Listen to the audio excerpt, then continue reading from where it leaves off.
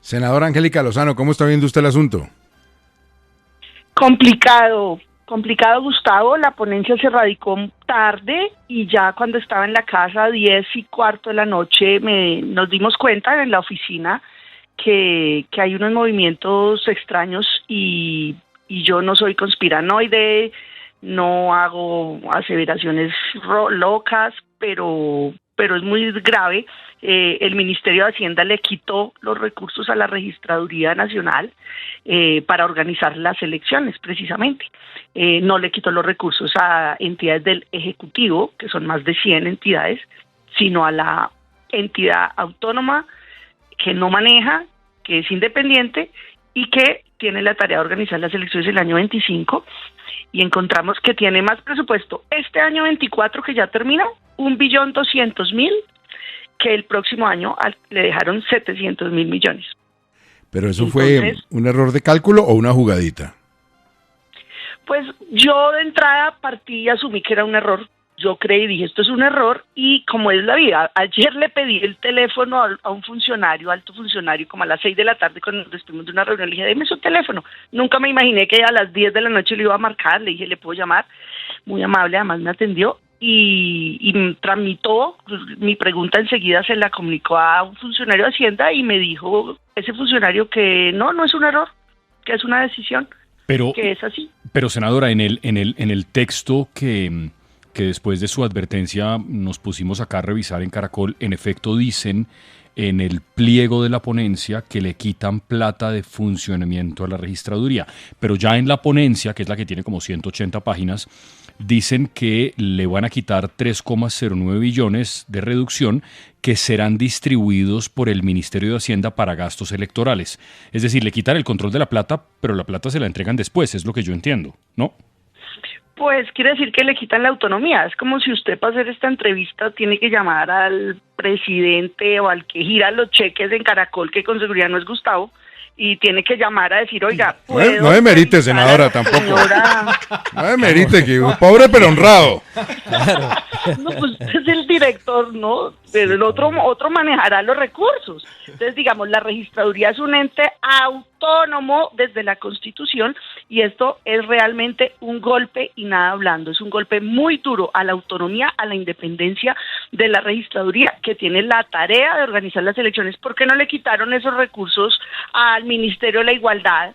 ¿Por qué no se lo quitaron a entidades del Ejecutivo para que tengan que ir a ponerse las rodilleras a pedir los recursos para hacer los pasos relativos a su función? Esto es algo realmente serio. Yo asumí que era un error gravísimo, pero confirmaron que no, que es una decisión de presupuesto y una decisión de Hacienda. El funcionario me dijo, sé que puede ser una decisión polémica, algo polémica. Yo le dije, no, esto no es polémico, esto es un exabrupto inaceptable. Senadora, y es por que eso incluso pasamos derecho hasta las 2, 3 de la mañana con mi equipo y encontramos, y ahí en esa hoja de resumen he publicado algunas, no todas las que tengo.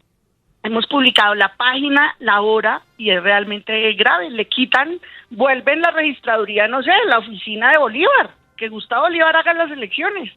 Senadora, es que precisamente el registrador nacional ayer desde Nueva York estaba hablando de eso, la necesidad de que la registraduría sea autónoma, porque le quita independencia a la hora de que tenga que ir a, como usted dice, a ponerse las rodilleras, a pedir recursos.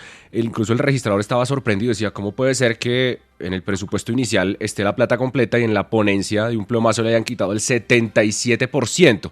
Se encuentran analizando en detalle la ponencia. La pregunta es, porque mucha gente incluso en las redes sociales ha dicho, pero es que en 2025 no hay elecciones. ¿Están en riesgo las elecciones del 26 siendo plata del 2025? Las elecciones son el 8 de marzo. Anoche miré el calendario, 8 de marzo. Si el Ministerio de Hacienda le pasa los recursos a la registraduría el 2 de enero, pues entre enero y marzo es imposible hacer un alistamiento logístico, contractual, de material y demás. En 2 meses no se pueden organizar unas elecciones. Entonces esto vuelve al Ejecutivo y al Gobierno a organizar las elecciones. Le quita la potestad a la registraduría, que repito, es un ente autónomo. Los ministerios, los departamentos administrativos, los institutos sí son del Ejecutivo. Y entre esas organizaciones, instituciones del Ejecutivo, puede el Ministerio de Hacienda hacer traslados, coordinar con ministros, venga, voy a hacer este traslado en enero, este en mayo, este en septiembre. Esto es un ente autónomo, independiente, que tiene la misionalidad nada más de organizar las elecciones. Y entonces ahí ya empieza uno a preocuparse, cuando entonces la superintendente de comercio ha hecho unos allanamientos o ha pretendido llevarse información de la registraduría. Ahora entonces le quitan de entrada la plata, que no pueda operar, tiene menos recursos en el 25 que en el 24, yo quiero una explicación para eso. 700.000 millones le dejan para el año entrante, cuando tiene que organizar las elecciones, que son cada 4 años, algo excepcional, y en cambio este año que termina, que no hay elecciones, porque el año entrante no lo hay, tiene 1.200.000.000, entonces es realmente grave, y entonces uno va a mirar, y en el Ministerio de Hacienda, en julio, en el proyecto radicado, al Ministerio de Hacienda le dejan 30.7 billones. Y anoche la ponencia radicada a las 7:54 le queda con 33.0 billones, es decir, aumentó 2.517.000. ¿Sabe cuál es la diferencia con lo que le quitaron a la registraduría? 3.000 millones. A la registraduría le quitaron 2.514 y Hacienda amanece hoy con 2.517.000, que nos digan de frente si les estorba la registraduría y quieren que sea un funcionario del Ejecutivo, un ministro, un director de departamento el que organice las elecciones, y están aquí dándole un golpe de Estado a la democracia. Bueno, es que el presidente muchas veces, en cuanto al software, en cuanto a la manera de ejecutar, ha sido muy crítico de la registraduría para molestia del señor registrador y su independencia. Preguntaba Daniel Samper Ospina en redes a propósito de sus revelaciones. Senadora, ¿la estrategia es hacer un shu en la registraduría para enredar la entrega del poder? Mr. Dólar, lo escucha la senadora. Sí, senadora, con estos planteamientos y con esta ponencia, hoy se podría hundir ese presupuesto nuevamente en las comisiones económicas, es decir, ¿están los votos necesarios con todo esto que está pasando para no aprobar el presupuesto? Hoy es el día final, hoy es la votación y a medianoche tiene que estar votado o procede el decreto. Ahora empiezo a preocuparme, además, porque ayer empezó a correr una tesis delirante, y es que el decreto, dice la ley, que si no se expide el presupuesto por ley el 20 de octubre, el 21 de octubre el presidente lo puede decretar. Eso está desde la Constitución de nuestro país. Aquí la llave final del presupuesto la tiene el gobierno, no pasa como en Estados Unidos. Entonces la gran pregunta es, ¿qué puede decretar? La ley dice, lo aprobado en ponencia de primer debate, aprobado hoy.